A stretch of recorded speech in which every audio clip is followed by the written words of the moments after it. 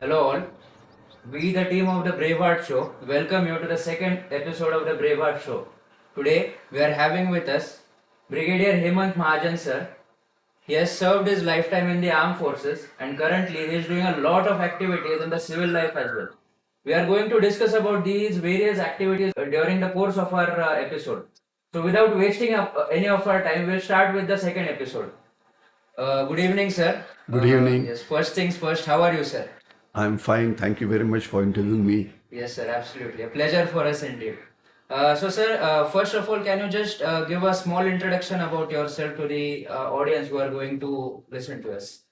I decided to join army slightly late in the sense when I was doing my college, that is the time I thought about joining the army. And that time only one option was available, and the option was joining as a direct entry into the Indian Military Academy, Dehradun. The people who joined NDA, they had to pass 10th class at that point of time, while people who joined as a direct entry had to do intermediate. In my case, I had done the third year also. That time the graduation was for 4 years. So I had done my junior BSc when I joined IMA Dehradun. And the IMA Dehradun training was 2 years. And from there we passed out and I joined the Maratha Light Infantry. What I would like to tell you here is that at that point of time, there was no coaching system available. There was nobody available to guide you. Whatever you heard here and there was all that is available. So I think what is more important for the students of or for youth is to find out as to career which you want to join. What is the kind of an exam that is there? What is the kind of a written syllabus that is there? What kind of an interview you have to undergo if you have to pass that examination? How the merit list is prepared, how the medical examination is done, and how do you join the army? Meaning the introductory part of preparing it takes a fair amount of effort. And what we must understand is that almost 3 to 3.5 lakh children appear for IMA, direct entry IMA, and barely 80 or 90, if I remember the figures correctly, join IMA. So what it means is the competition is very tough. So everybody wanting to join army or armed forces or similar examinations must be very, very clear as to when does the exam take place, what is the syllabus, what kind of interviews you have to undergo, how the medical is done, and how do you enter it.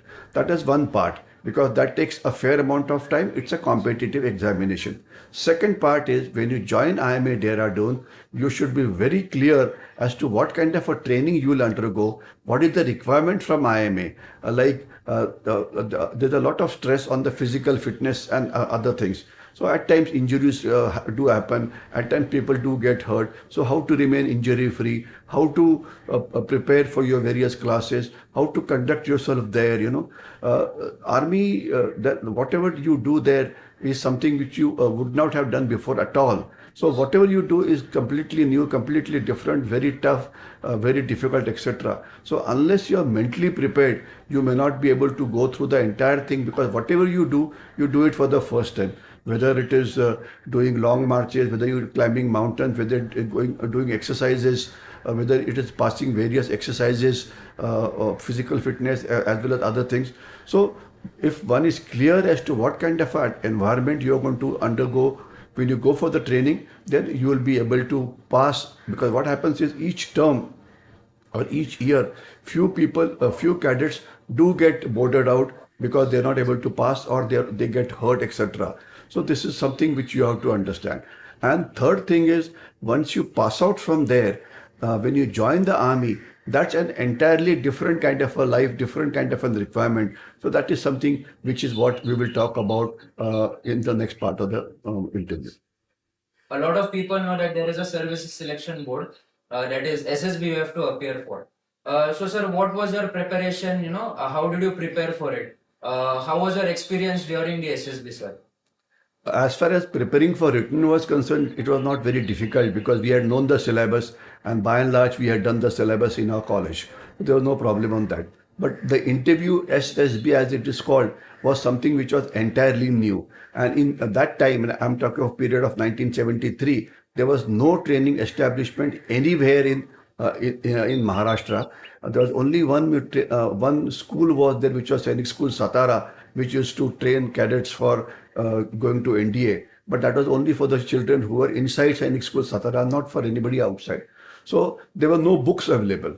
So it was only we tried to find out as to who were the children who had passed from Mumbai. And to my good luck, I found two of them who were in Mumbai and who had passed from there, who are now carrying out training in IMA Dehradun. So we are lucky to meet him. So he was the one who told you as to what to expect when you go for the SSB interview, what to expect when you join IMA, and what to expect when you pass out from there. So that was he was late Colonel George, whom I met. He was from one of the nearer colleges called St. Xavier's. So guidance was from there.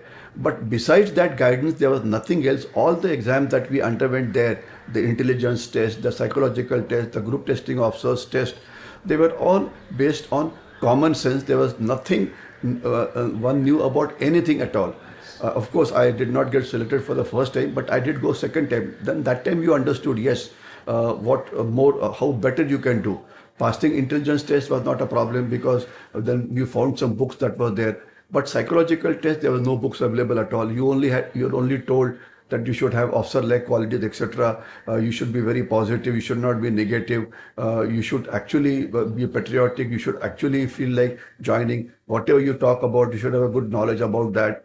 So that was all prepared. You yourself prepared yourself by trying to answer the questions which were asked to you in the first interview. There's absolutely nobody to guide you about anything.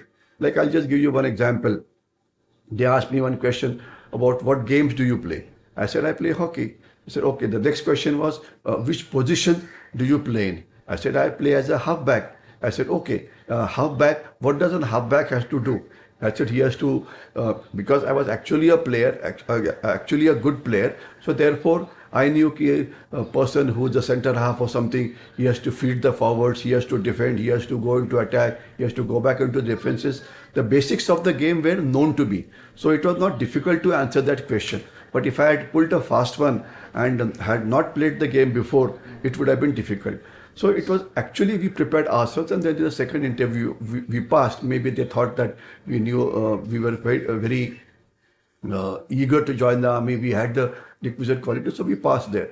But afterwards, getting into the army, IMA training was very tough because though I did exercise quite a lot and I did a bit of running, I was a reasonable swimmer also. But the various tests that you do, one had the pull-ups, the push-ups, the horse, etc. One had never done it before. I use the word again. One had never done it before. For the first time, you did it there. So again, we were lucky that there were some seniors there who taught you how to do a horse. There were some very good people who told you how to prepare for a test, etc. So it was a real tough struggle because whatever you did it for the first time. When they told us that you had to run a 10 miles battle physical efficiency test, at that point I didn't even know what it meant. But one thing I can say that I did not lack or I had in me was I was prepared for anything. I said, yes, what is done? I mean, I'm sure hundreds before me have done it. Hundreds after me will do it. So where is the problem? What is that I can't do? So I think it was more like a mental fitness that took us through rather than the physical aspect because there were people students coming from the Sainik schools. They were very good. They could run very well. They could do horse very well. While doing a horse is a technique. Okay, I didn't have the technique. Doing a rope is a technique. I didn't know how. We just climbed by a normal strength. But if you use a technique, you can do it much better. So I think what is important is whatever kind of a life you are expected to go through there, you should have a good knowledge about it because there are cases when students after passing the examination are not able to pass out from IME. It is not very difficult. Anybody can do it, provided he has some knowledge and he is prepared for the life that he is going to face for some time. That is what I would recommend. SSB also, this question is asked for a lot of times. Like, why do you want to join the armed forces? So, what was your motivation to join the armed forces? Actually, I want to join the armed forces. I'll frankly tell you, see my interview on this on the YouTube. But I'll very broadly tell you as to why I joined the army because I liked a lot about history. I joined the army. I started preparing for army somewhere in 1972. 1 year before I actually appeared for the examination. 1973, I joined the army. So 71 was a war that took place in our country. And I was in Mumbai at that point of time doing my college, etc. So one had heard a lot. A lot of news came up on the in the newspapers and also on the radio. And I had a somewhat a army background in the sense that my maternal uncle was in the army, late Brigadier Vijay Devskar, but I never met him for this at all. I mean, by the time I actually started preparing, he had already retired from the army. But my cousin brother also, late Lieutenant Vishnu Atle, he was martyred in the 1962 war. So I had known as to how he fought the 62 war in a place called Wolong in northeast India, basically the Kibitu Valley. So I had known this part. How he fought, with what weapons he fought, that was not known. What my mama was a paratrooper.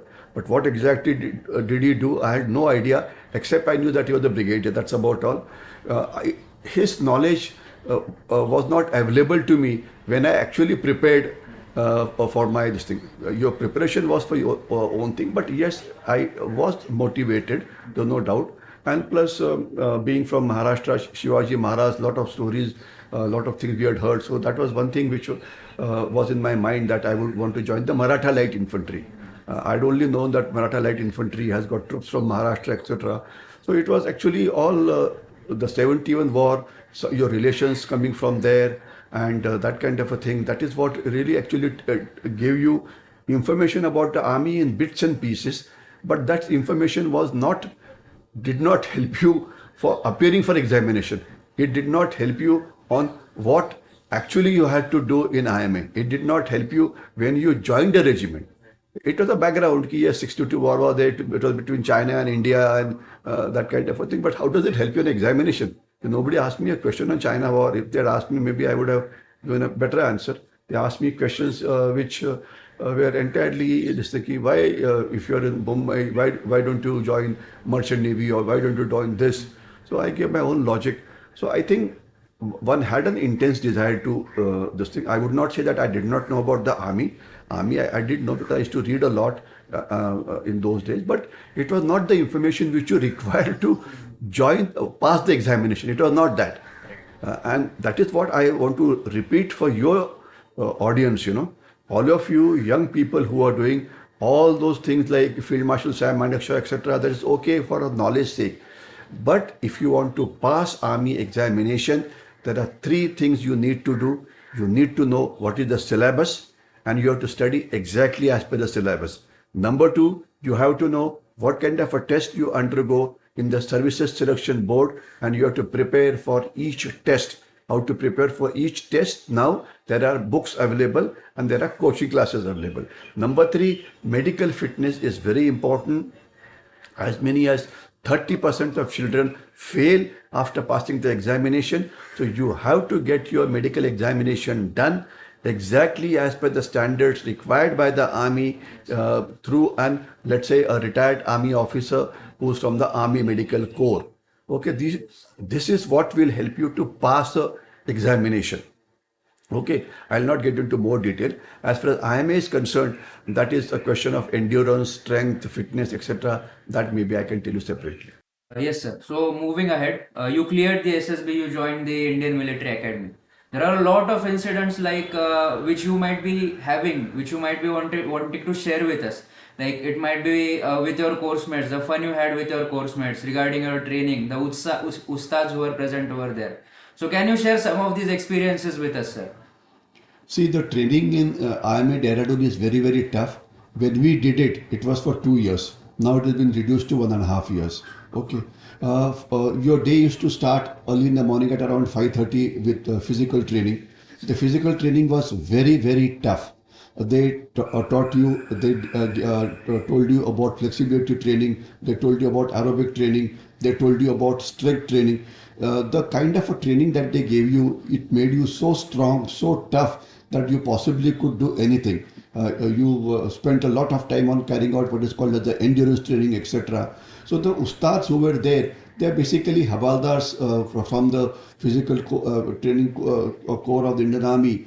They were really very good at making you physically tough. Then you also had to do a lot of drill.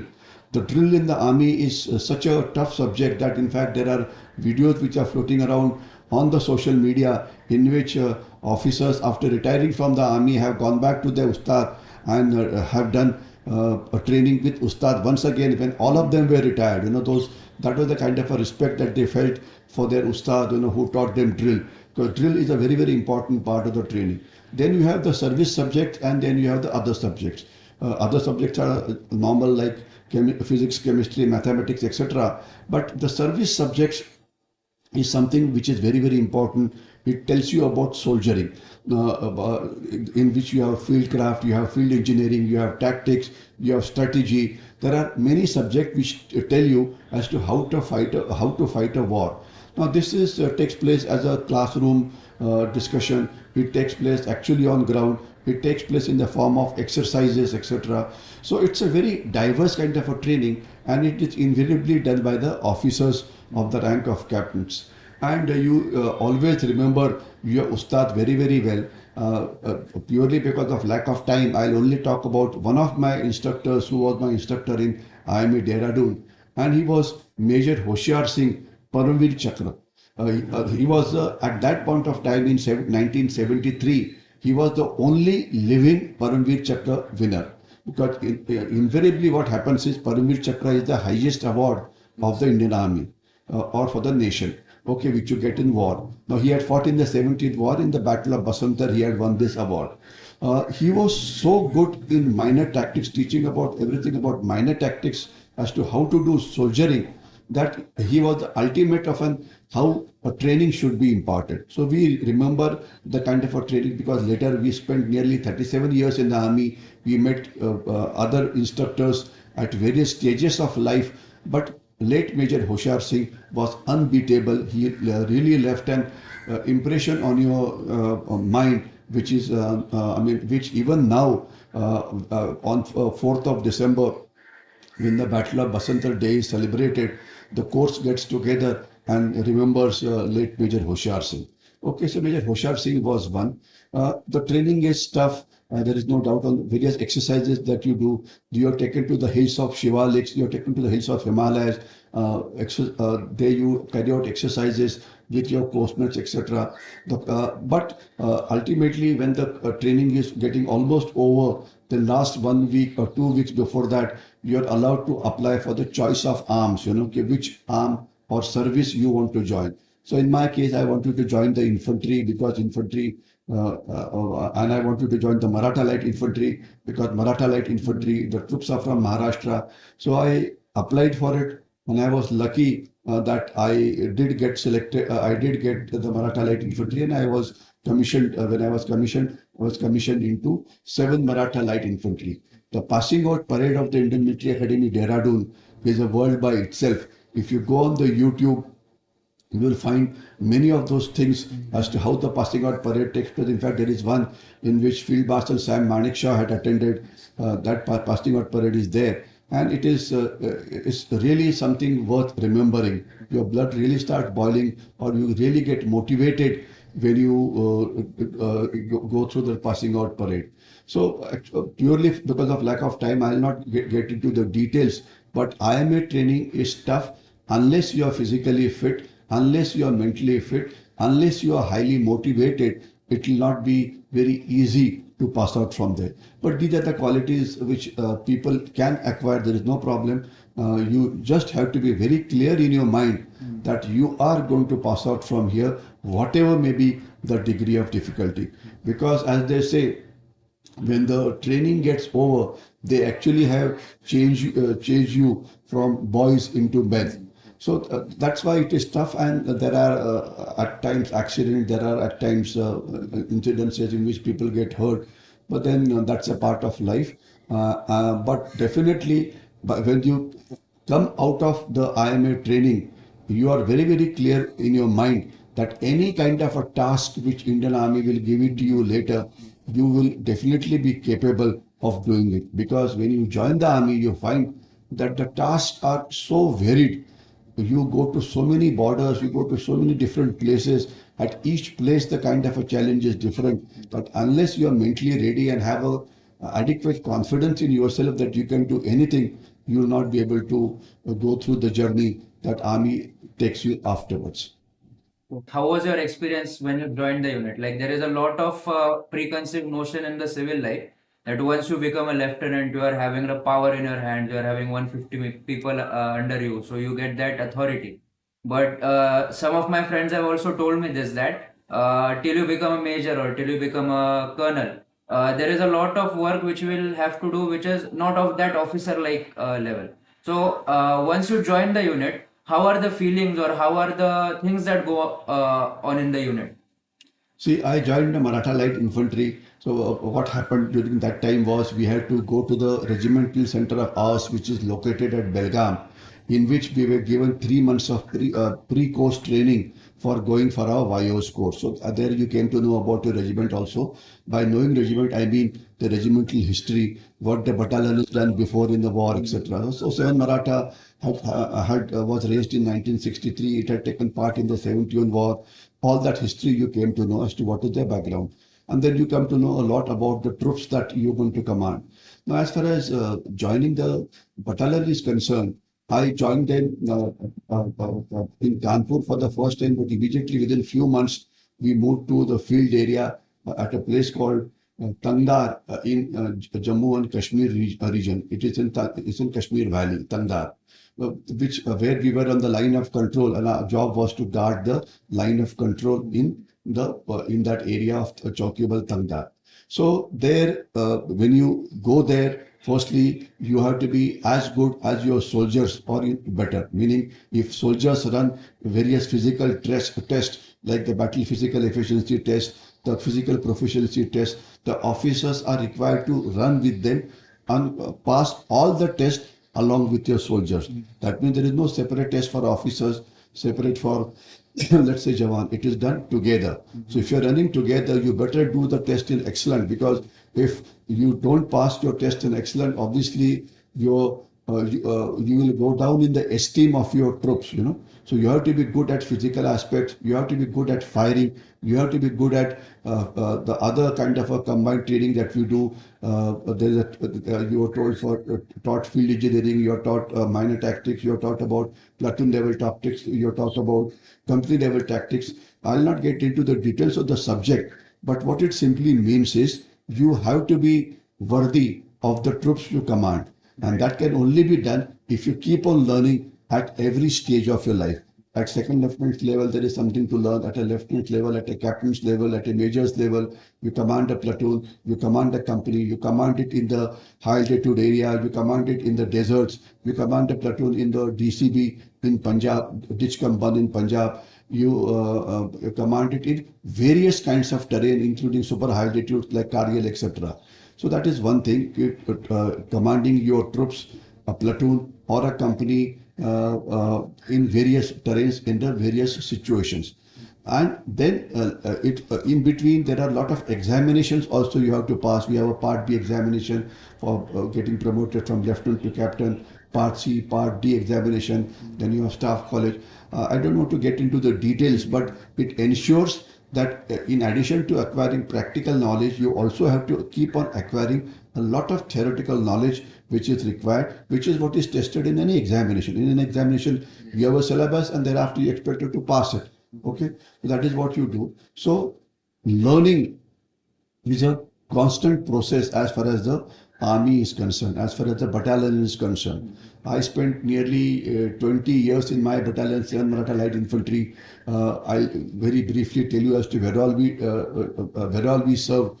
For 3 years, we were on the line of control in Chowkibal Tangdar area of Jammu and Kashmir, super high altitude, snowing very heavily there, etc. And the experiences I had at that point of time, I would recommend that. I had interviewed some of my JCOs and it's on the YouTube as to some of the operational incidences that we had. Purely because of lack of time, I would not talk about there. So 3 years we were there. Then thereafter, we were sent to the deserts of Rajasthan.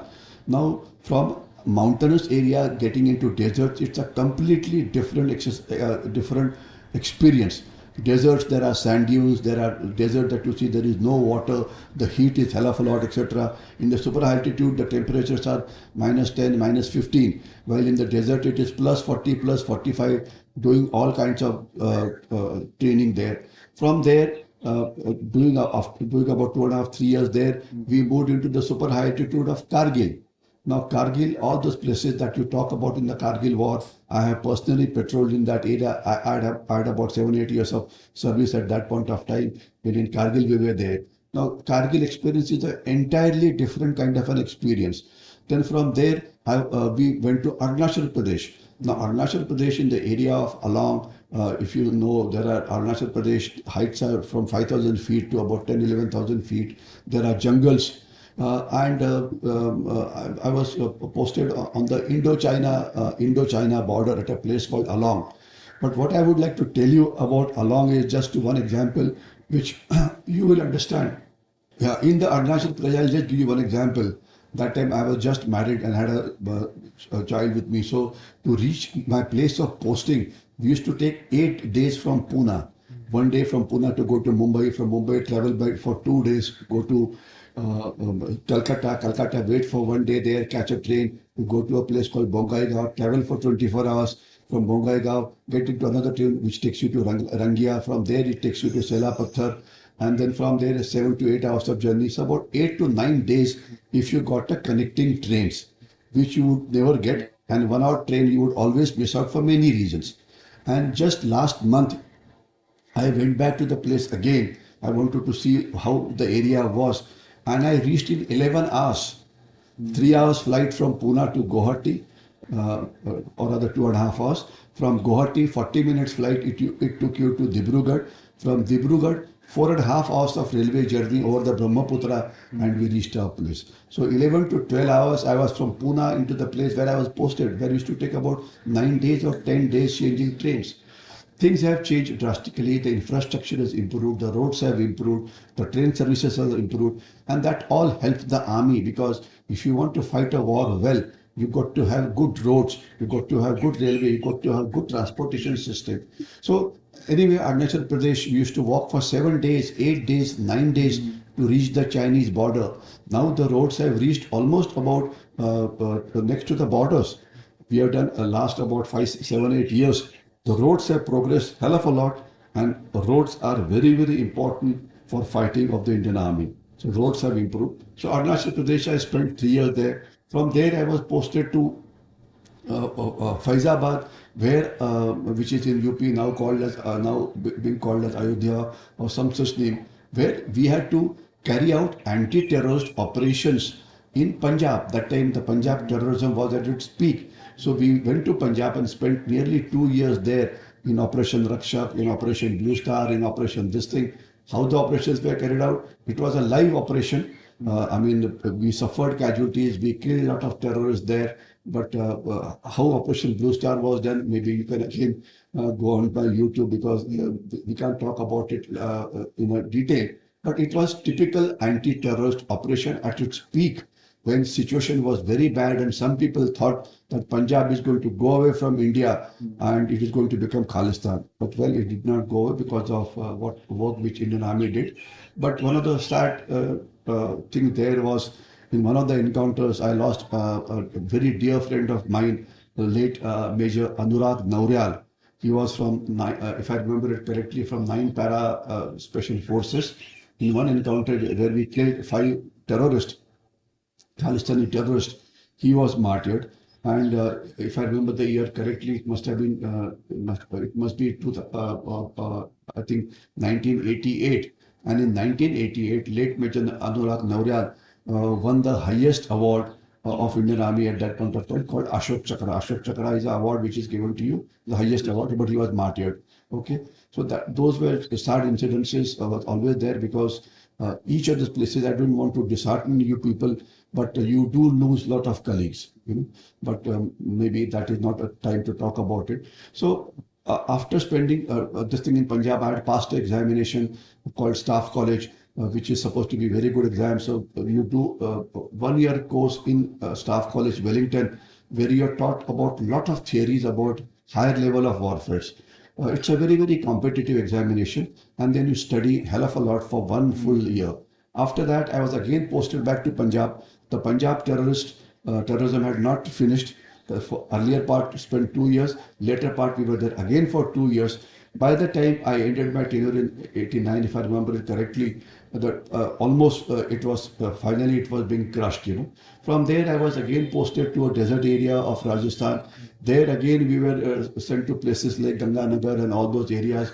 I mean, and immediately from there we within about 2 years, if I remember correctly, we went to Punch. Our battalion was sent to Punch. Now Punch is in limelight. Very recently, we have killed 5 terrorists there, and our tenure in Punch was a very interesting tenure. And if you want to know more about it, I have spoken about Punch a lot on my YouTube because it's a longish experiences. But what I want to tell you is I went there, and that is where I got a chance to command my battalion as a colonel in Punch. And our job was twofold. First job was to stop infiltration of terrorists coming from Pakistan into our area. That was one task. And secondly, anybody who managed to come inside and you detected them, they were hiding in place so and so, then we had to kill them, which was called as coordinate search operations or anti-terrorist operations. So it was a full 3 years tenure there. Punch was a very difficult area. The heights was, we had an area of almost about 70-80 kilometers under us, and an LAC, LOC line of control, where the whole battalion was spread over that area. And the heights were from 4,000 feet to 10,000, 11,000 feet. Highest was Doda at about 12,000 feet. Almost 5 months in a year, the higher heights up to 9,000 feet were covered with snow. And they used to infiltrate at the times of night. A lot of encounters took place. Maybe some of the photographs I can share with you later. Uh, the good part was that we did not lose any soldier during the anti-terrorist operation. That was one very good part. And then 3 years we were very successful. And for the job that we did, we got the Army's highest award is called Unit Citation. There are two kinds of gallantry award that are there in the Army. One are the personal gallantry award, like I talked about Paramir Chakra Major Hoshiyar Singh. It's a personal gallantry. Or let's say late Major Anurag Naurya Ashok Chakra is a personal gallantry. But there is also a collective gallantry. And this collective gallantry is called as the unit citation. What it means is if the whole unit performs well, then there's a criteria: how many terrorists you killed, how many weapons you captured, what are the losses that happened to you, what are the losses that because of you inflicted on Pakistan, etc. So it's it basically means whatever operational task you did, you are graded in that. And we each year, on an average, about 10 to 11 years, or 10 to 11 battalions of the Indian Army get unit citation. Okay, and there are more than 1,500 battalions of various types in the Army. So we won the unit citation there. We also got GOCs with appreciation. Maybe you can take the photograph there. Our battalion on the 15th of August was awarded 18 gallantry awards. Okay, 18 gallantry awards, Sena medals, and etc. And I'm happy to say that the troops, the officers who were under me, most of them have risen to the much higher ranks, and also got gallantry awards, also have been abroad, etc. And without wanting to take any names, I can also tell you that I don't want to take names, but some of the officers who are occupying the senior-most positions in the Indian Army today were my students. After doing my tenure there in this place in Punch, I was sent for a course called Higher Command course, which is basically for top colonels of the Indian Army who are expected to get the promotions in the later ranks. After that, then comes the staff tenure. I'll cut that other thing short. Again, I commanded a brigade at Krishna Ghati. Krishna Ghati is a very famous name. You just put the word in Google search and it will tell you what all happened. But it is enough to tell you that again it was a very active area where a lot of infiltration was taking place. And I spent 2 years in commanding a brigade there. And again, in my brigade, one of the officers again got the highest award of that time, late Major James Thomas of 10 Sikh Halai. Late Major James Thomas of 10 Sikh Halai. In fact, one of the CEOs who was there at that point of time, Colonel Sood, is today settled down here only. And one of the officers who was in that operation who lost his foot also was posted here. But that was again a very major. James got a highest award, and also two battalions got unit citations, and one of the BSF battalions were awarded Home Minister's banner. So it was a very successful tenure. And from there, I went to higher command as a directing staff or as an instructor, as you call it. I was there for full 4 years, and I retired from there only. And that is where all the top people of today, uh, uh, Indian Army, have served there. If at all I have to give one name, I can only say this, that the present Chief of Army Staff was my student for one full year in Army War College in Higher Command. Let it remain at that. He's General Manoj Pandey from the engineers. He's the present Chief of Army Staff. That's adequate. I don't want to take more names than that. And from there, I retired on 31st January 2009. After completing 56 years of my age, I retired. And after retirement, now nearly 14.5 years into my retirement, I am continuing with what I was doing in the army. That is I'm writing and talking on issues related to national security. So I write for a lot of newspapers. I come on a lot of TV channels, but I speak only on national security. So if you want to see what I do, please visit my YouTube or I have a blog, and I write articles for I've written for every newspaper. If you since you are in Maharashtra, I've written for Sata, Maharashtra Times, Lok Satta, Lokmat, Punyanagari, Pudhari, etc. Today I have a column in 4 newspapers. Okay, today, as on today. Column means is every week, same time, on the editorial page, your article will appear. So I have a column in a newspaper called Samna. Every Saturday, I have a column in a newspaper called Tarun Bharat. Every Sunday, I have a column in a newspaper called Pudhari. Every Wednesday, now you're in Pune, so I have a column in a newspaper called Prabhat in Pune. So those are there. Plus coming on the TV channels, but I now changed myself in the sense that I don't go for debates. The debate portion I stopped. I only give in TV parlance it's called bites, but it's supposed to be an expert comment on an issue which is taking place right now. So I come on a lot of TV channels. I do a lot of lecturing circuit, taken part in a lot of seminar circuits, etc. I can tell you that I was the chair professor of professor called Stratergies Savarkar Chair of National Security in Pune University for 3 years. It finished off last to last year. Okay, and I have written a large number of books on these issues related to only national security, and a very large number. Maybe those books, one of them I will, of course, present to you. So now what I do now is basically trying to educate, may not be a correct word, but common people of various security challenges that we face. Because now the nature of warfare has changed completely. Now you are no more facing the conventional wars as you fought in 1971 or 65 or 1947, etc.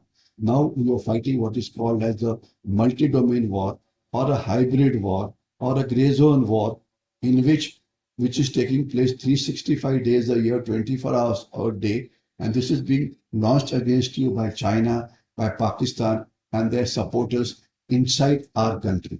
Okay, just to give you one example as to how this war is fought, you would have seen recently our Prime Minister did a visit to the United States, and it was for 3 days. For 3 days, the visit was very well covered by the media, and there were a set of people there who were completely ready to sabotage it. We had certain political parties going there and telling the Americans that there is no democracy here. The minorities are they have a problem. They cannot stay there, etc. Okay. Now, please tell me, does any American citizen come to India and tell you that Joe Biden is very old? His son was caught having narcotics, and he was also a Chinese agent. Nobody tells you that. Whether it is true or not, it is a different issue altogether. But whatever are the challenges that we have to face it ourselves. And there was a sustained media campaign, okay, telling you, including 75, they call it lawmakers or member of parliament, trying to tell you that what you're doing in the country is not right. And later, if you have observed it, when the prime minister gave a speech in the Congress, the same people were standing up and clapping. They stood, I think, about at least 35, 40 times during a speech of about 1 hour. So there's a disinformation campaign, there's an information warfare, there's a psychological war, there's a perception management. A lot of information is spread wrong. Suppose an anti-national post comes into your WhatsApp or on your mobile. It is for you to decide whether it is true or false. Okay, so you don't even know what is happening correctly. So today everybody is a soldier. Now, for example, just to take you further, China is carrying out 25 different kinds of war against you. They're carrying out economic war against you. Are you aware as to how much have they infiltrated into our system? And today, are you aware that 35 to 40% of the Indians have a Chinese mobile? Now, what does it mean to you? It simply means by spending 25, 30, 40,000 rupees from your own pocket, you have kept a Chinese spy into your pocket. Now, how is your spy? He knows to whom you are talking. He knows whom are you talking to. He knows your economic transactions that you do. He is like your kundali, as they call it. Anything, and he is tracking every moment of yours, and anything and everything can be activated. And it is activated. Of course, they did not activate my mobile. Waste of time if they do. But the important people, meaning the call it leaders, call it bureaucrats, and even common people are required, or even problem creators. Okay, now suppose I'll just give you one example. This topic will again not unending. These are the practical things which China is doing to us. It is not an imagination. Okay, it is happening as it stands today. But purely lack of time, I'll not get into more detail. But it is there. So what I am trying to do is that people have to understand that these are various kinds of dangers that are there, and you have to understand these dangers, and you have to ensure that you don't fall victim to it. So I'll just give you one example. Now, just about 4 years back, there used to be one cell of the Chinese in many of the universities. Okay, I just forget the name. What is it called? I'll just tell you the name. That is to teach you about the Chinese. It was actually to subvert the students. Okay, if I remember the name correctly, I'm very bad at remembering names. So basically, they are subverting your students. They were subverting your professors. They're subverting your education system. Now, how China is subverting you is something that every Indian needs to understand. Every Indian has to understand that he has to stop buying Chinese goods. He has to stop buying Chinese mobiles, etc. Because if you buy, then you are actually helping China to economy for it to grow. Your motto has to be Indian, buy Indian. Swadeshi, make in India. That is what you have to focus upon. So this is call it telling people about the multi-domain war is what I'm doing presently, and I do a lot of go to a lot of lecturing circuits. I do go a lot of talking circuits. I put a lot of things on the social media, etc. And I have there are people who listen to me, talk to me, speak to me, etc. So I think this is what we need to do, because in this war, which is called as a multi-domain war, all of us are soldiers. Now, some of you may not get into the army. You don't need to. Okay, today the cyber war, the kind of a damage that China is causing to you, the physical wars have never caused this damage to you. Okay, I mean, imagine, let's say we fought this war of 47, 48, 62, 65, 71. You combine the losses together, the loss that occurred to you when they carried out an hacking of the electricity department of Mumbai. For about 12 hours, the electricity supply was stopped. This loss is more than losses because Mumbai is the economic capital of the country. And if 12 hours there is no electricity, you can imagine what kind of a havoc it creates. Okay, so this is actually the something in which uh, world is moving ahead at such a fast speed. I'll only stop with only one thing, that China is today, China's biggest enemy is actually their own people.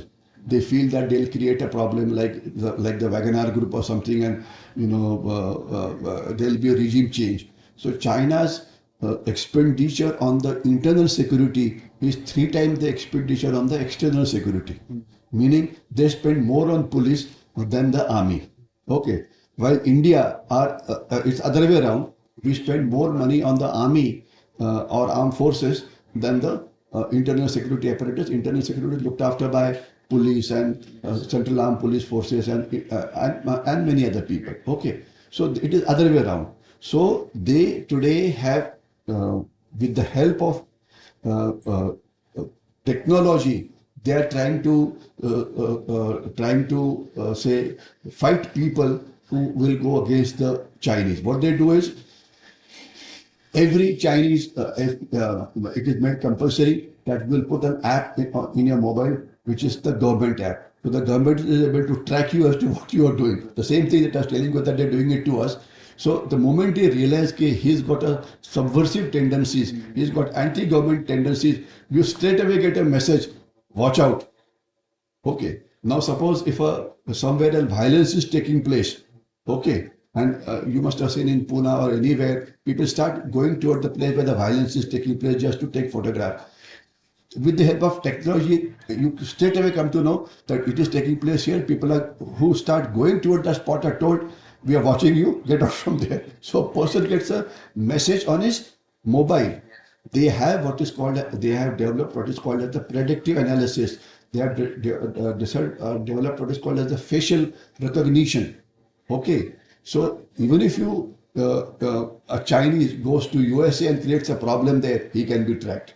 Okay, that's all I'll tell you. But that's a separate subject, and I recommend that you go into this. So this is what our Indians need to understand, that the nature of warfare is changed drastically. So any one of you who's not been able to go to the armed forces, you just don't have to worry. Okay? There are many fields in which you can make India secure. For God's sake, don't think that you have to guard only the land borders or the sea borders. You have to guard the cyber borders also. And there are you have to also ensure that Indians don't get subverted by people there. Okay. Sir, as you were talking about the infiltration, or can you share with us your personal experiences, something that when you think back or look back, you still get goosebumps from that experience, or something that was so adventurous? What is infiltration? Today, the Pakistan trained terrorists try to come inside. What does Pakistan do? In fact, how does the infiltration take place? How are the anti-infiltration operations done? But in simple language, Pakistan first recruits people, recruits terrorists, give them a training of about 7 to 8 months, and once the training is complete, then they are made to infiltrate into India. Now, the Indian Army, in this case, my battalion, is on the LOC trying to and the infiltration invariably takes place at night time. It takes place when it's raining, when it's snowing, when the visibility is less because of the cloud cover, etc. Okay, it takes place at that time. So there are jungles there. There is you cannot see clearly, etc. So they crawl. So you have to look at them through the foliage, through the forest, through the this thing, and suddenly you find that somebody's come in front of you or near you. If you have detected them, then that is when an encounter starts. You want to kill them. Now, when an encounter takes place, that lasts for about 1 hour to 1.5 hours to 2 hours, because nighttime, who runs where, you can't easily make out. And when the day ends, then you really find that about 4 or 5 terrorists have been killed, 4 or 5 bodies are lying there, and baki rest, maybe you see some blood marks which takes you to some different area, etc. So if it's inside the country, India, you try and track them down. But if it's going toward the LOC, you can do nothing about it. So they are run away, if at all they run away.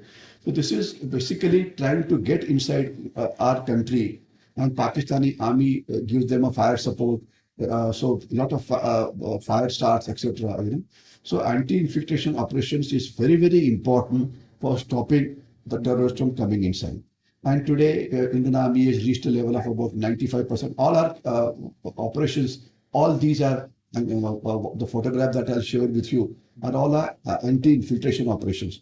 Only in some cases, when they came inside, we let them come inside. Then it was an anti-terrorist operation. We did an operation when a group of 5 terrorists was allowed to come about 2-3 kilometers inside, and they came at a place called Pindi, and that is where they got into a dhok. Dhok means a local house basically, and when you saw them, that is where they were ultimately eliminated. Okay. So that is called anti-terrorist operations. So they also take place, but ours was mostly anti-infiltration operations. Anti-terrorist operations took place later when I was commanding a brigade. So you talked about various operations like Operation Blue Star, Operation Rakshak. So sir, any one operation briefly you can tell us about? Okay, I'll talk about Operation Pindi, or it was called Operation Veer Shivaji. Basically, there was a group belonging to Lashkar-e-Toiba terrorist organization, and there's a group of 5 terrorists. They had AK-47 rifles with them, and they were an important group, and they had a lot of ammunition and other things with them. So we had come to know that they are possibly going to infiltrate into our area. Now, invariably, you try and stop them at the LSC itself. Or at the LOC itself. But the problem with the LOC is that when you start firing within 2-3 minutes, the contact gets broken, and then maybe one odd person can run back. So we wanted to kill all the 5 terrorists. So what we did, we let them come inside up to a place called Pindi Gully. Okay, which is about that is basically a second mountain range, or in terms of distance, it's about 2-3 kilometers. But it's a mountainous area, so they came inside, and they wanted to cross the ridge and go on the other side. So they wanted to have a break. So they came inside a dhok. Dhok is basically a civil house which is unoccupied, where they wanted to halt, have their meals, and then go ahead. That we let them come there, and when they went inside the house, that is where we surrounded the whole area. Because if you start firing, then they'll run left and right, and the areas are so vast that especially at night time you won't be able to know where have they gone. Okay, so here they were inside our area, so they couldn't have run away to Pakistan. So we could have tracked them and killed them even later also. And the best part was to get them inside a house. When they came inside a house, then we started firing at them. So there was no question of their coming out, because they. So we fired a rocket launcher. We had about nearly 65-70 of our soldiers, including I was there. And the firing went on for about nearly 40 minutes. The house was so strong that it was not breaking only. So ultimately we fired a rocket launcher which has got a smoke grenade in it, So it went through the window and went inside the dhok. So lot of smoke inside. So they got smoked out. So they had to rush out of they opened the door, because otherwise the houses are very, very strong, made out of rocks, etc. So when they rushed out, that is where again the firing started, and in firing that lasted for almost about half an hour or 40 minutes. It was very close. They were just about 10 yards, 15 yards, 20 yards away from you, and surrounded from all sides. That is where we killed all 5 of them. Now it becomes very easy to say that there are only 5. But at that point of time, one wasn't sure as to how many they were. So we had to again search the areas and ensure that there was no injured person lying anywhere, because the house had come down afterwards. So under the rubble which was removed, we found a lot of ammunition there, a lot of magazines there, etc. But there was no other terrorists there. So we recovered a lot of things. Maybe the photograph I'll show you there. It is there. So it was one successful operation in which, without losing any of our soldiers, we were able to kill those people. So this is called anti-terrorist operation. And this is invariably what happens in J&K these days, Instead of a dhok, it would be a house, it would be some other place. And anti-infiltration is stopping them. In fact, when late Major James Thomas was martyred, it was an anti-infiltration operation. They were coming inside, whole night the firing was going on. And that is where one wasn't very sure as to where they were. So sometimes fire came from the left side, sometimes it came from right side, sometimes it came, because it is all jungle areas, and it is not, and you are, let's say, stopping them on one line. Not easy to find out as to where they are. That is a very, very close encounter in which we lost one boy, Major James Thomas, and of course, as I mentioned, he got the highest award.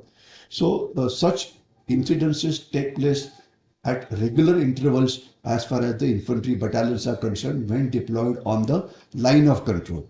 These are taking place only on the Pakistan border or only on the LOC, which is about 780 kilometers. Okay, it is not taking place on the international border. It's not taking place there. Only on the LOC. LOC is basically the border with between Kashmir and Pakistan, And then on the LAC, is a different kind of a this thing altogether. Punjab was anti-terrorist operations. Again, something that I described, when we killed 6 terrorists in which late Major Anurag Naural was martyred, Okay. So this is, so wars, nature has changed from a conventional war to terrorist operations to multi-domain war to other things, etc. So presently today it is more on multi-domain war, and that is what is I'm talking about in my post-retirement phase. Okay. But now anti-terrorist operations are taking place only in J&K. Earlier they're taking place in the northeast also, in Nagaland, in Manipur, in Mizoram. Manipur, unfortunately, it started again. Since last 1 month, And in fact, I was in Manipur just 14 days before that, and everything was so fine. So now it is only on the LOC that anti-infiltration operation takes place, and anti-terrorist operations only in Kashmir Valley. Okay. Rest of Punch, Rajouri area, very little. But Pakistan will continue to create a problem for you because it's an unending kind of a war. It will not stop. But on the Chinese border, it is LAC. But here inside India, the problem that are taking place, that is what I want to tell you about. I've used 4 words: multi-domain war, unrestricted war, grey zone warfare, okay, and what is the third one? Hybrid warfare. There are about 35, 40 videos on this on there. Try and understand that, which China is doing to us. I'm not talking of something vague. It is already happening. People say कि third world war होगा कि नहीं, इनको अक्ल ही नहीं यार, third world war कब का शुरू है. ठीक है. Now just to give you one more example, some people say corona, some people say COVID. It is actually Chinese virus. Chinese virus killed 9 lakh Indians here. This is never happened. You never lost so many Indians and policemen and all throughout any of these wars. And the kind of a damage that they did to your economy is 100 times more than your damage that was caused to you by all those 4 or 5 wars that you fought. We call them conventional wars. Which army fights army, etc. So this conventional wars is becoming very less, very, very less. Though in our context, China will only go in for grey zone warfare or hybrid warfare or for this warfare. Pakistan will carry out only terrorist activity or subversion. So this kind of a possibility of conventional war is no more there. So arms like artillery and engineers and air force and navy has got absolutely nothing to do, frankly speaking. Nothing to do, because we have lost more aircraft during training than during wars here. Every 1 month you lose a MiG going down, and the naval big ships are of no use at all, because a 2611 kind of an attack, it is in the coastal waters, For that you require smaller boats, smaller things, etc. So the most important issue is we as a country have to be ready to face a war which the enemy is launched against you. You can't say कि मैं तो बस लड़ाई करूँगा कि when I take an aircraft carrier. अरे कहाँ इस्तेमाल करोगे उसको? There's no place. You may have an aircraft carrier, ठीक है? But पुणे में travel करना है तो SUV तो कोई फायदा नहीं. आपको तो you have to go on 2 wheelers only. ठीक है ना? That gives you more maneuverability in Pune, So unfortunately, this is not understood by the country. This is not to say that you should not build armed forces, because they are required for deterrence. That is the word which Prime Minister used. Okay? But a conventional war, as we understand, 47 war, or 65 war, or 62 war, or 71 war, or Kargil war, these were conventional wars in which army fought army. Navy was never there, but let's say Navy was partly in 71 war, Okay? Air Force was only transport support in 47 war. 65 they did fight, 71 war they did fight. Kargil war again was total pura kiya इन्होंने, ठीक है? Whatever war is forced on you, you have to fight. Or you force a war of China and make them fight, take an aircraft carrier and stop them in the South China Sea. Can you do that? You can't. Use your Air Force, all those fighter pilots and go and attack Beijing, You can't do that. I'm sure they'll cause some damage, but usse kya hoga? So this is what general public has to understand. So a lot of times I people tell you people, you don't need to worry कि you didn't get into the army. I'm not saying don't get into the army. Please don't misunderstand also. But you can do a lot of good things even outside, especially in the technology domain. The technology is moving ahead at such a fast speed that it's creating a lot of problems. Okay. So that is where you can do a lot of good things to the nation. Okay. Yes, sir. So, moving towards the end of this episode, can you give one statement? In one statement, if you have to give some guidance to the entire youth who is preparing for the armed forces or the entire country or the entire youth in general, what would be that takeaway or what would be that one teaching which you would give to the entire nation who are listening to our podcast? As far as the young youth is concerned, I will tell you that armed forces does give you a very good career, whether it's army, navy, or air force. But what you have to understand is that the competition is very, very tough. Almost 4-5 lakh children will appear, and after that, barely 300 will get into NDA, about 70-80 will get into IMA, another 100 will get into OTA. So the rejection percentage is very, very high, very, very high. So one thing that you need to do is, if you want to appear for armed forces examination, study the syllabus properly, prepare yourself very, very well for the services selection board interview, get your medical done, work very, very hard. That is the only way you can get into the armed forces, because the competition is very tough. Now, when you get into the army, the journey is very, very interesting, and people, will be enough people to guide you. It's an interesting journey which will take you to all corners of the country. I'm sure you will enjoy it. But my message is also for most who will not be able to join the armed forces, because the pyramid is very narrow and very less number of people can get inside. You just don't have to get into the armed forces to serve the country or to be a patriotic Indian. Today, as I mentioned to you earlier, enemies of ours, that is China and Pakistan, are carrying out what is called as a multi-domain war. They are fighting with you economically, they are fighting with you technologically, they are fighting with you, trying to subvert you, they are trying to, let's say, carry out cyber attacks on you, they are trying to hack into your systems, they are trying to retard your progress, etc. So today there are many more careers available in the technology domain, in the domain of engineering, etc., which you can follow and still be able to protect the country. So don't get disheartened just because you are not able to get into a career of armed forces. There are equally good careers available, and you can do a lot of service to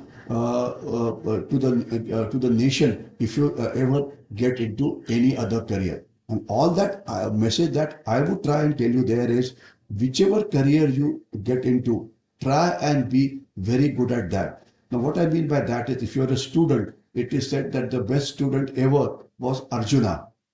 You have Arjuna award. So try and become better than Arjuna.